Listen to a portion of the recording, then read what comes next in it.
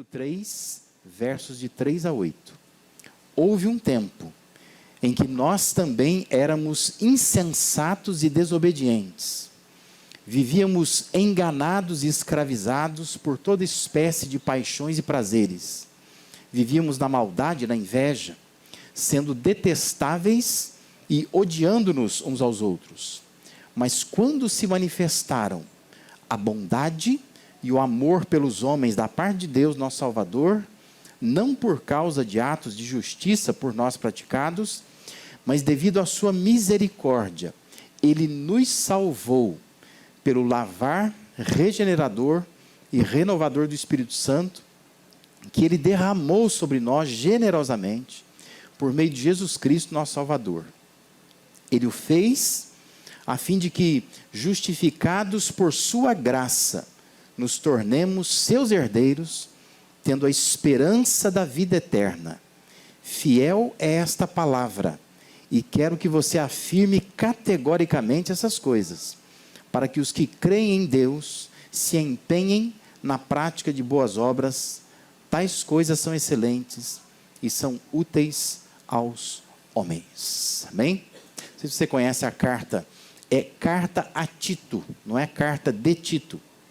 Porque o Tito era um pastor que estava na ilha em Creta, e o apóstolo Paulo, ele conversa com ele por meio de carta. Então essa é uma carta a ele, endereçada a ele, ao Tito, que era um pastor que estava recebendo orientações do apóstolo Paulo.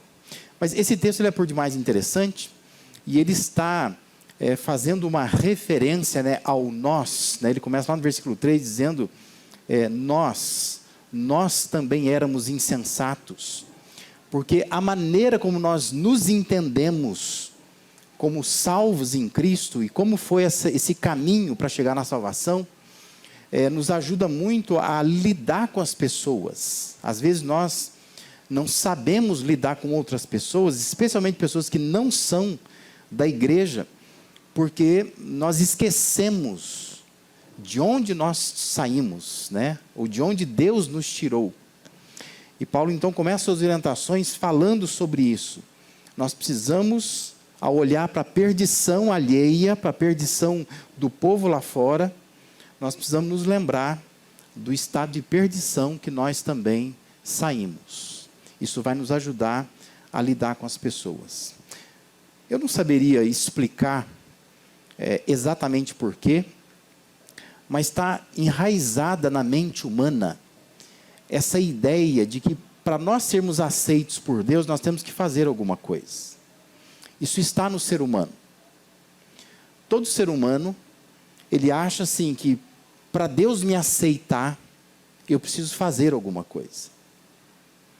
E toda pessoa, quando ela começa a se preocupar com coisas como morte, vida eterna, quando ela se vê diante de uma doença, quando ela se assusta, quando ela sofre um acidente que quase morre, a pergunta dela assim, o que eu faço para que Deus me aceite? O que eu faço para que quando eu morrer, eu possa de fato estar no céu?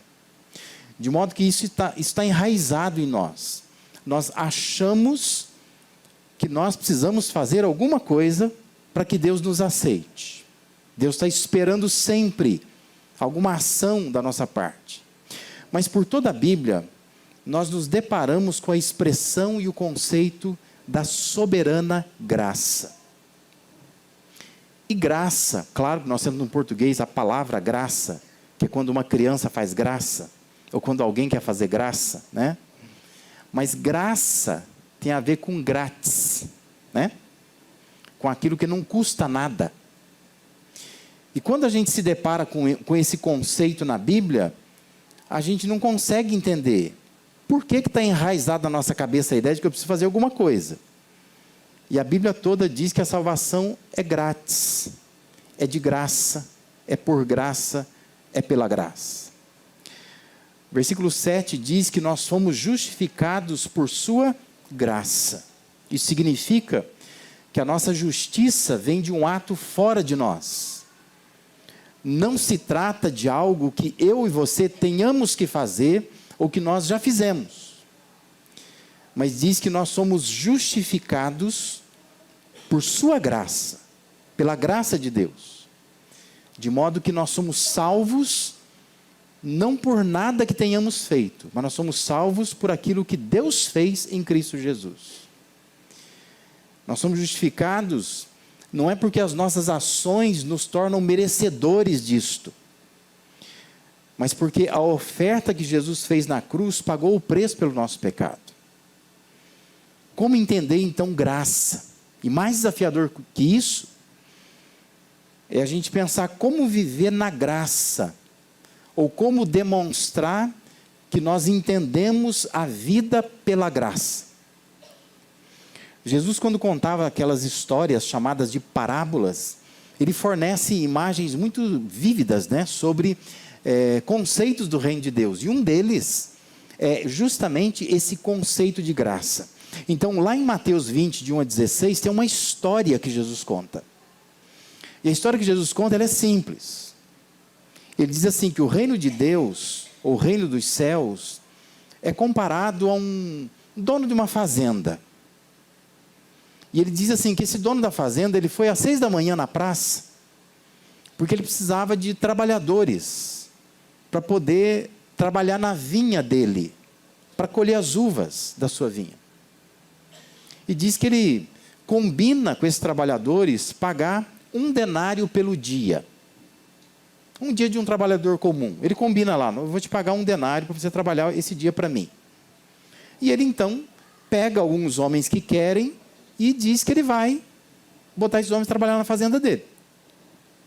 Aí diz que por volta das 9 da manhã, ele volta naquela praça e ele percebe que tem homens desocupados ainda. Ele fala assim, vocês não querem trabalhar na minha vinha? E diz que ele leva mais pessoas para trabalhar na sua vinha. E aí diz que por volta do meio-dia, ele faz a mesma coisa. Às 3 da tarde, ele faz a mesma coisa. Ele passa pela praça, vê que tem gente que está desocupada. Você não quer trabalhar na minha vinha? E manda o pessoal trabalhar na vinha dele. E a história que Jesus conta diz que finalmente, mais ou menos umas 5 horas da tarde, que o dia de trabalho venceria às 6, às 5 da tarde, diz que ele passa pela praça, ainda tem gente desocupada. E ele fala assim, ó, vocês não querem trabalhar na minha vinha? E diz que esses homens vão trabalhar na vinha dele. Aí na história de Jesus, diz que quando chegou às 6 da tarde, é hora de pagar os trabalhadores. E o dono da vinha pediu para organizar a fila, não pelos que trabalharam desde manhã, mas começando dos últimos para os primeiros. Portanto, aqueles que tinham trabalhado apenas 1 hora, só 1 hora, das 5 às 6. Diz que a fila estava organizada, o dono da vinha foi lá e pagou 1 denário para quem trabalhou das 5 às 6. E ele foi pagando. E todos ele pagou 1 denário. Só que, naturalmente, quando ele chegou naqueles primeiros trabalhadores, os que abriram o dia trabalhando, eles criaram uma expectativa. Já que ele pagou 1 denário para quem trabalhou 1 hora só, imagina que ele vai pagar para a gente, né? Começaram a pegar o celular, fazer conta, né? E pensar assim, nós vamos ganhar muito dinheiro hoje, hein? Aí disse que chegou na vez deles, o dono da vinha pagou 1 denário. Eles disseram assim, mas espera aí, isso não é justo. Porque nós estamos trabalhando o dia todo aqui. E esses aí, ó, trabalharam só 1 hora. E lá na história de Jesus, diz que o dono da fazenda fala assim, amigo, não estou sendo injusto com você. Quanto que eu combinei com você? 1 denário. Estou te pagando 1 denário. E ele diz assim, se eu quero dar ao que foi contratado por último, o mesmo que eu lhe dei, falando do jeito que a gente fala hoje, o problema é meu. porque a vinha é minha, o dinheiro é meu, e eu faço da minha vinha o que eu quiser. Lembra, Jesus está contando uma história para dizer assim, ó, o reino dos céus é como o dono de uma fazenda. Isto é graça.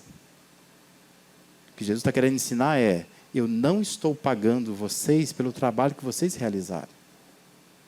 Eu estou pagando vocês porque eu chamei vocês para a minha vinha.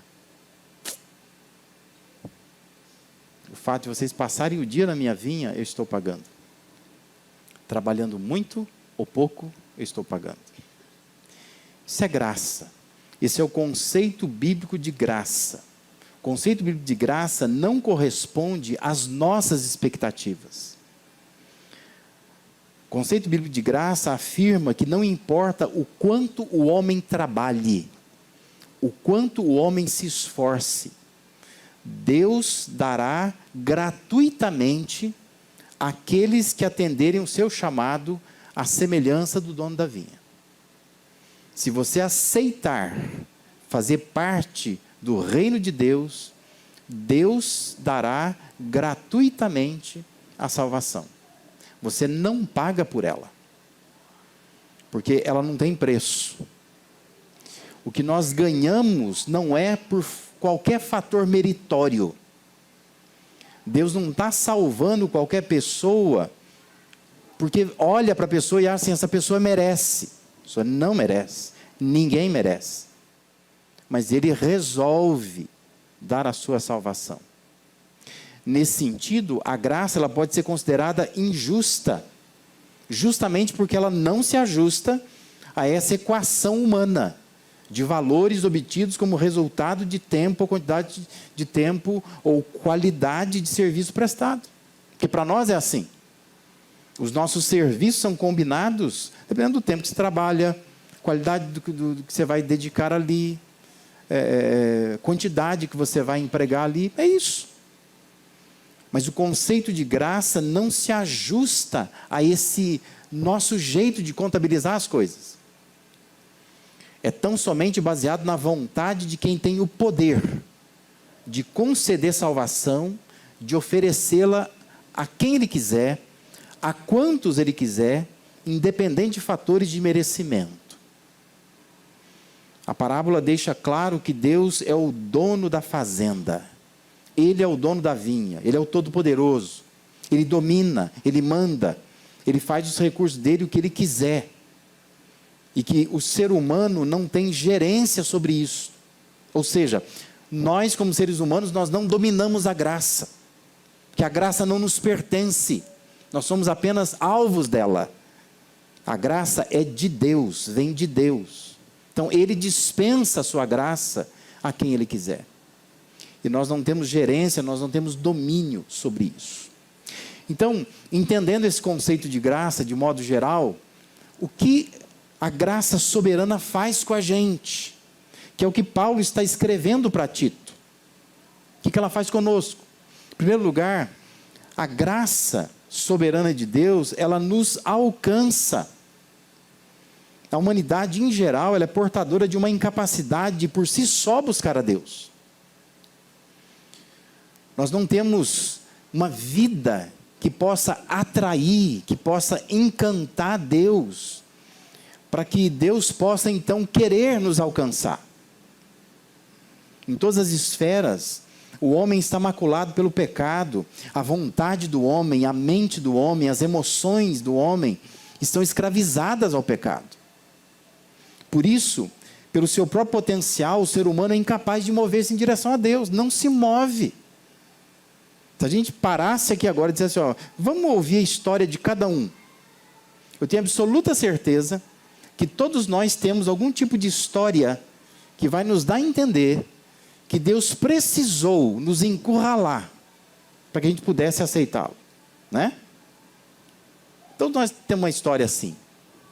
Se você não tem uma história assim, começa a duvidar da sua salvação.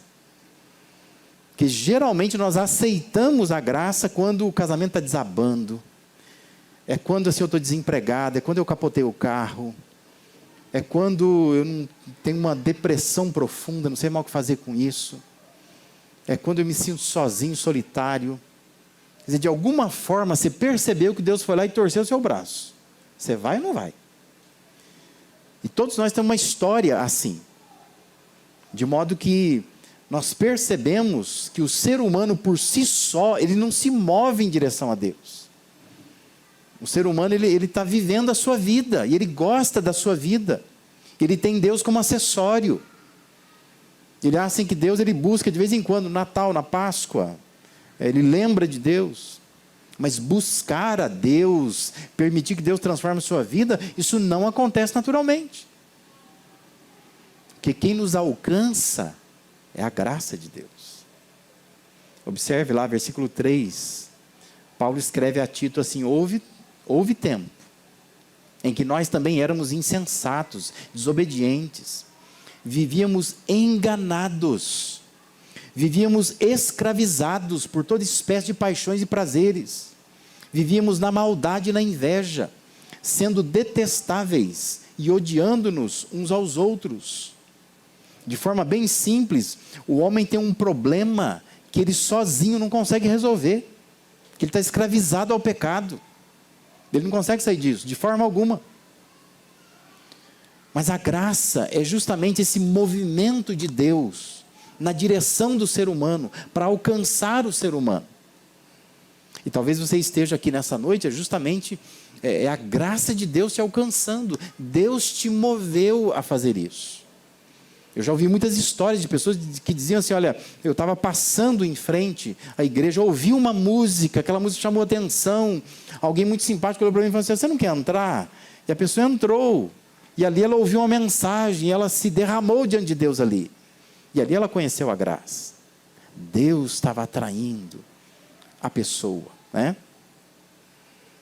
Ouvi uma história há anos atrás, de um pastor, né, agora já idoso, que ele dizia que ele estava tendo contato com um juiz, e um certo dia aquele juiz disse que ia na igreja dele fazer uma visita no culto. Ele ficou extremamente preocupado. Ele elaborou uma mensagem, ele fez todo um sermão teológico, estudado, porque ele falou assim: o juiz vai estar domingo na igreja. E eu preciso, com a minha argumentação, convencer esse juiz de que ele precisa se entregar para Deus. Aí diz que o culto foi começando, aquela coisa toda, diz que ele viu que o juiz entrou, né? E ele sentado lá na frente, vendo o povo chegar, aí diz que na igreja tinha um cara doidinho. Sabe esse cara doidinho, assim, que ele tem uns parafusos soltos na cabeça?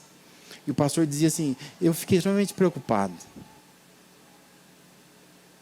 Aí disse que alguém lá da recepção foi lá, conduziu o juiz, sentou ali.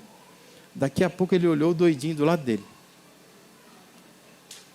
Ele falou: meu Deus do céu, é coisa do diabo mesmo, né? Não podia sentar, sei lá, um advogado, sentar, né? Uma pessoa que, sabe, abre a Bíblia para ele, mostra, não sei o quê. Aí diz que ele começou a pregar e olhando ali. O juiz e o doidinho só ali, ó, ti no ouvido dele. Aí diz que o culto terminou, cumprimentou lá, agradeceu pela visita, tudo mais. Aí diz que durante a semana foi fazer contato com o juiz, né? Então, tudo bem no culto, né? Mas ele foi assim, já decepcionado, né? Pensando assim: puxa vida, tudo que eu elaborei, tudo que eu fiz, estragou. Aquele doidinho ali, fica conversando. Exortou lá os irmãos, falou: não deixa isso acontecer mais, né?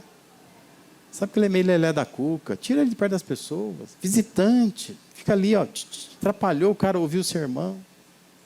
Aí foi ele lá fazer contato com o juiz. O juiz falou assim: o culto que eu participei domingo mudou minha vida. Eu quero realmente, assim, estar com Deus, viver para Deus. Aí ele se animou. O pastor falou assim: a mensagem foi boa? O senhor gostou da igreja, do culto? Aí disse que o juiz falou para ele assim: pastor, vou ser sincero com o senhor. O senhor falou, eu não entendi nada. Eu não estava entendendo nada do que o senhor estava falando. Mas tinha um rapazinho do meu lado, que ele falava para mim assim: você está entendendo o que ele está falando? Eu respondi para ele assim: não estou entendendo. Aí disse que o rapazinho falou para mim assim: se o senhor não entregar a tua vida a Jesus, você vai para o inferno, viu? Ele falou assim: e aquilo me comoveu tanto. E eu fiquei a semana toda pensando na palavra daquele moço lá: se eu não entregar minha vida a Jesus, eu vou para o inferno. Então eu queria entregar minha vida para Jesus. O senhor pode me ajudar? Porque eu quero mudar a minha vida. Sabe o que é isso? É a graça de Deus. Graça de Deus. Usa o doidinho. Usa quem Ele quiser. Mas é a graça de Deus alcançando. Alcança alguém. Porque Deus é assim. Não depende da argumentação humana, das coisas humanas, dos recursos humanos, mas é um movimento de Deus em nossa direção. E Deus usa muitas vezes, como Paulo diz aos Coríntios, as coisas loucas do mundo, para envergonhar aquelas que pensam que são sãs ou que sabem de alguma coisa. Quando Paulo escreve aos Romanos, capítulo 3, versículo 10 a 12, ele diz assim, ele está citando o Salmo 14, na verdade, ele fala assim: não há nenhum justo, nenhum sequer, não há ninguém que entenda, ninguém que busque a Deus. Todos se desviaram, tornaram-se juntamente inúteis. Não há ninguém que faça o bem, não há nenhum sequer. Ninguém está buscando a Deus. E se a pessoa está buscando a Deus, é porque Deus está indo lá e alcançando aquela pessoa pela graça. Por isso é importante nessa noite você entender: a salvação não é, em nenhum sentido, obra humana. A salvação é a graça de Deus alcançando o ser humano. O ser humano, ele é totalmente incapaz de mudar o seu destino após a morte. Não consegue. Você pode dizer assim: eu não creio em Deus, não creio em nada disso, não creio em inferno, não creio em céu. Mas o dia que você morrer, você não vai poder fazer mais nada. E o que acontece depois que você morrer? Você não tem controle. Salvação não é obra humana em nenhum sentido. É obra de Deus. É a graça de Deus nos salvando. Paulo escreveu aos Efésios, capítulo 2, versículo 1, dizendo que nós somos mortos nos nossos delitos e pecados. A graça de Deus precisou nos ressuscitar, nos dar vida, nos alcançar. Porque todos nós, antes da gente conhecer a Cristo, nós éramos mortos, completamente mortos. O que é importante entender isso? Primeiro entender assim, de onde você foi alcançado, de onde Deus te tirou.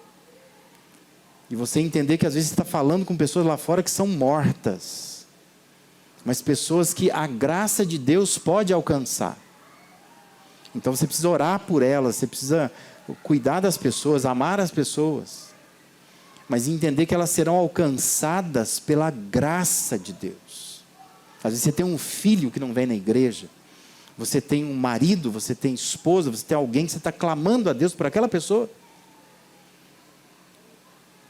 mas continua orando, continua falando, continua cuidando, amando, acolhendo, mas entenda que qualquer hora dessas, a graça de Deus vai alcançar.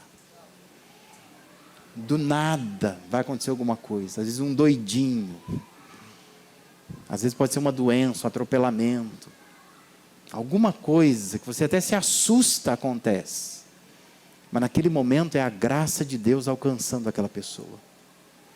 E depois a pessoa vai dizer assim: que bom que aconteceu aquilo comigo, porque foi ali que eu entendi a graça de Deus.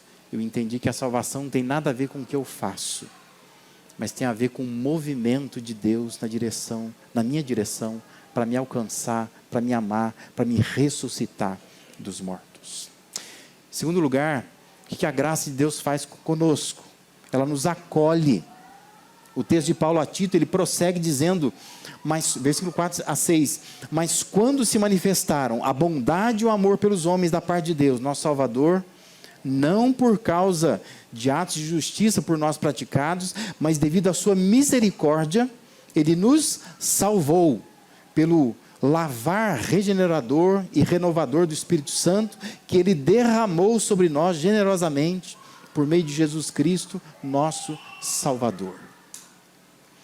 O estado de incapacidade humana muda quando Deus entra, quando Ele intervém, quando Deus resolve intervir na vida de alguém. Veja que o texto diz que a salvação do ser humano não se dá com base na sua própria justiça. Não tem a ver com atos de justiça por nós praticados, mas por causa da manifestação da bondade, do amor, da misericórdia de Deus. E observe também que nesses 3 versos, nós encontramos a ação do Deus Trino. É o Deus Pai nos salvando, mediante o lavar do Espírito Santo, por meio do Filho, Jesus Cristo. A Trindade está presente aí. E Paulo quer nos fazer saber que nós somos acolhidos pela graça. É como quando você vai na casa de alguém e a família toda saiu na porta para te receber. Paulo quer dar essa ideia. O Pai, o Filho, o Espírito Santo acolhe você. Está na porta para te receber. É a graça de Deus te acolhendo. Jesus vindo ao mundo, morrendo pelos pecadores, é o derramar generoso da graça soberana de Deus. É a graça nos acolhendo. É a forma com que a graça nos acolhe, trazendo solução para a nossa perdição. Deus veio nos resgatar do pecado, e em Jesus Ele nos abraça, Ele nos acolhe, Ele demonstra sua misericórdia, seu desejo de nos manter com Ele. Tem uma frase muito bacana do John Stott, que diz assim, que a graça é Deus amando, a graça é Deus se humilhando em favor de nós, Deus vindo nos resgatar, Deus se entregando generosamente em Jesus Cristo, e por intermédio dEle. Graça é o amor de Deus em sua mais intensa atividade. Graça é Deus amando muito. É quando Deus diz assim, olha, não precisa pagar nada. Eu vou te salvar, eu vou ao seu encontro. Não precisa dar nada. Eu simplesmente decidi que eu vou te salvar. Isso é graça. É a graça que nos acolhe. Por isso, nada pode mudar o que Deus determinou que sentiria por você, por mim, nem os seus pecados. Nada do que você faça vai fazer com que Deus deixe de amar você, de acolher você. A santificação melhora a sua vida. Mas a santificação, ela não tem a função de separar um lugar especial no céu para você, ou dizer que você vai para o céu, sei lá, na data X, né? Uma sala VIP, ou alguma coisa desse tipo. Todos nós recebemos o mesmo salário. Se nós andarmos com Deus 10 anos, se nós andarmos com Deus 30 anos, se a pessoa andar com Deus da UTI para a morte, só aquele momento ali que ela reconheceu Cristo na cruz, ela vai receber o mesmo céu daquele que ficou 30 anos tentando desgraçadamente viver a vida cristã. Porque santificação não tem nada a ver com a salvação, mas santificação tem a ver com melhorar a sua vida, a sua comunhão com Deus enquanto você está aqui. Por isso a gente deve se santificar, a gente tem que buscar a Deus. Mas não pense que cada vez que você peca, Deus arranca a sua salvação. Porque a salvação ela é de graça. Ela não está sendo comprada pelo seu comportamento. A salvação tem a ver não com o que você faz, mas com aquilo que Cristo fez na cruz do Calvário. Foi nesta convicção que Paulo escreveu aos Romanos, capítulo 8, versículos 34 e 39. Quando Paulo diz assim, quem os condenará? Foi Cristo Jesus que morreu e mais que ressuscitou, está à direita de Deus e também intercede por nós. Quem nos separará do amor de Cristo? Será tribulação, angústia, perseguição, fome, nudez, perigo ou espada? Como está escrito, por amor de ti, enfrentamos a morte todos os dias. Somos considerados como ovelhas destinadas ao matadouro. Mas em todas essas coisas somos mais que vencedores, por meio daquele que nos amou. Pois estou convencido, diz Paulo, de que nem morte, nem vida, nem anjos, nem demônios, nem o presente, nem o futuro, nem quaisquer poderes, nem altura, nem profundidade, nem qualquer outra coisa na criação será capaz de nos separar do amor de Deus que está em Cristo Jesus, nosso Senhor. Nada nos separa. Porque nós somos acolhidos pela graça. A graça nos acolhe. E nós precisamos sair dessa noite daqui compreendendo isso. E agradecendo a Deus. Obrigado a Deus, porque pela graça o Senhor me abraçou. O Senhor me acolheu. O Senhor foi na porta de casa com Deus Pai, Deus Filho, Espírito Santo. Me recebeu, me lavou. Tudo isso é obra de Deus, não é obra do ser humano. E nós somos alvos dessa graça maravilhosa. E por fim, Paulo diz a Tito que a graça de Deus, ela nos altera também. Versículo 7 e 8 diz assim: Ele o fez a fim de que, justificados por sua graça, nos tornemos seus herdeiros, tendo a esperança da vida eterna. Fiel é esta palavra, e quero que você afirme categoricamente essas coisas, para que os que creem em Deus se empenhem na prática de boas obras. E Paulo encerra dizendo que essas coisas são excelentes, elas são úteis para os homens. O que Deus fez por nós, segundo Paulo, foi para que, a fim de que, justificados por graça, nos tornemos seus herdeiros, herdeiros que vão herdar a vida eterna. Ou seja, Deus alterou o nosso status.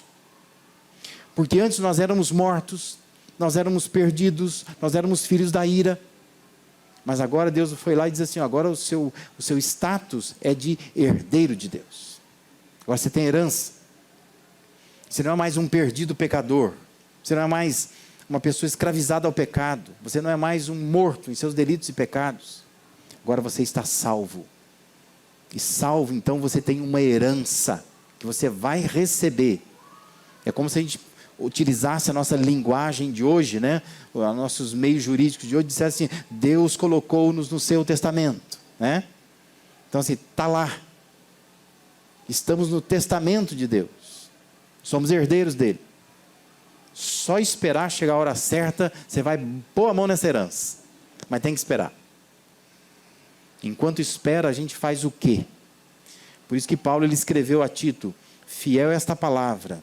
E eu quero que você afirme categoricamente essas coisas, para que os que creem em Deus, que já são herdeiros de Deus, se empenhem na prática de boas obras. Você vai perguntar assim, ó: já que a salvação é de graça, é pela graça, para que eu vou fazer alguma coisa?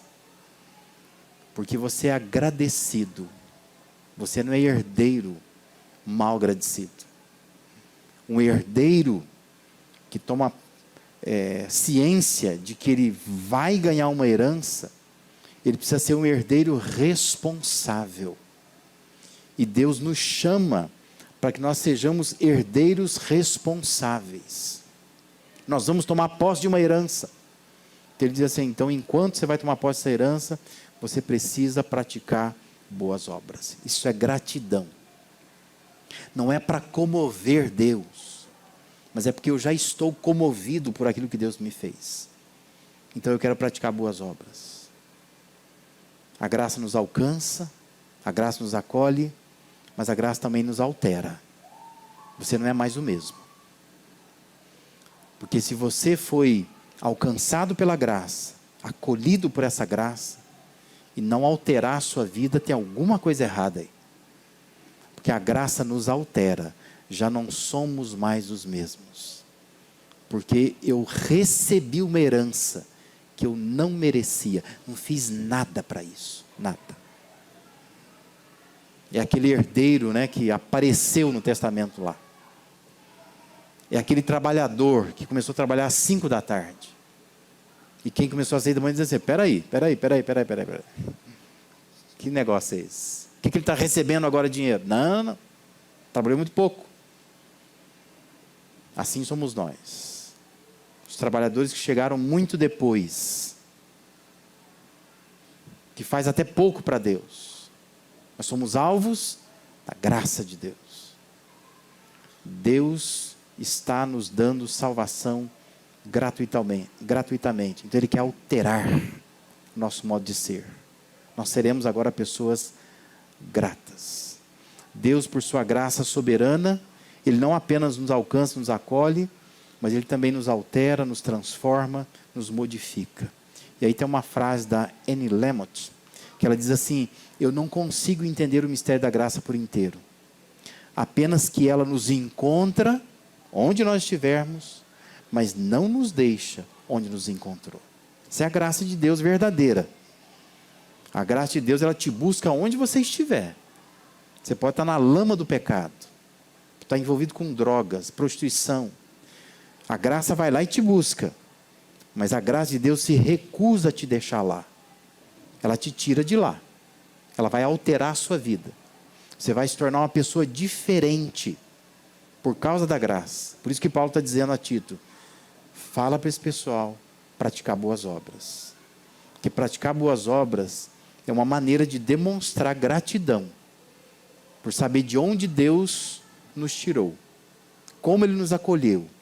Então agora eu vou permitir que Ele me altere também, porque eu sou herdeiro de uma herança que eu não mereço. Essa herança, eu não merecia essa salvação. Entenda que ninguém merece a graça, ninguém, mas Deus decidiu em sua mente soberana nos alcançar, nos acolher, para nos alterar. Por isso que Paulo encerra o texto dizendo: tais coisas são excelentes, são úteis aos homens. É excelente. Se você puder servir a Deus sem medo de que, se eu não servir, Deus vai mandar para o inferno. Não é para servir assim. Se você puder servir a Deus grato, feliz, se você puder servir a Deus reconhecendo: eu sou alvo da graça de Deus, a graça me alcançou, a graça me acolheu, e a graça está me alterando, isso vai ser muito bom. Isso é uma compreensão excelente de como Deus quer que você viva.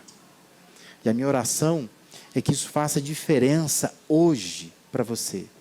Faça diferença nessa semana para você. Que você saia daqui pensando assim: que bom que eu fui alcançado pela graça de Deus. Se não fosse a graça, onde eu estaria uma hora dessas? Mas a graça me alcançou. A graça me acolheu, fui acolhido em Cristo. E a graça vem me alterando. E eu preciso me alterar cada vez mais, modificar cada vez mais, transformar cada vez mais, me renovar cada vez mais. Porque é o que a graça está querendo fazer na minha vida. Amém? Fique de pé, vamos orar. Queria convidar você a orar comigo. E quem sabe você também não quer nesta noite aqui dizer para Deus: Deus, eu quero essa graça. Eu quero ser abraçado por essa graça. Eu quero ser acolhido por essa graça. Eu quero ser alterado por essa graça. Talvez você está aqui já alcançado pela graça, mas você é aquele herdeiro que não tem noção da herança que tem, e por isso vive tão mal. Talvez seja o momento de dizer para Deus: Deus, a partir de hoje, eu quero viver como um herdeiro. Eu quero ter postura de herdeiro. Eu quero ter esperança de herdeiro. Eu quero ter práticas de um herdeiro. Eu quero viver de fato como um herdeiro do Senhor.